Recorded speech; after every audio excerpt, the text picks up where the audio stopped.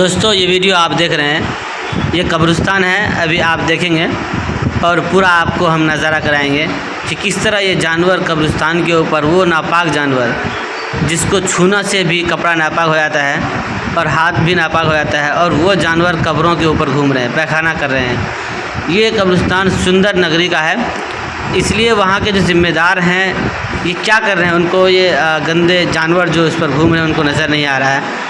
और ज़िम्मेदारान जो वहाँ के हैं उनके ऊपर ये ज़िम्मेदारी बनती है कि इस कब्रिस्तान का घेराव करें ताकि कोई जानवर उसके अंदर इस तरह ना घूम सके। और कब्रिस्तान की हिफाजत बहुत ज़रूरी है। ये आपको एग्ज़ाम्पल के तौर पर एक कब्रिस्तान का मैं नज़ारा करा रहा हूँ। वैसे ऐसे कितने सारे कब्रिस्तान हैं जिनका घेराव नहीं हुआ है और जानवर उसमें घूमते रहते हैं। ऐसे ही देहातों के अंदर लोग कब्रिस्तान में बैल, भैंस, गाय वगैरह को बांध देते हैं, फिर वो उस पर पैखाना वखाना बहुत सारी चीज़ें हैं।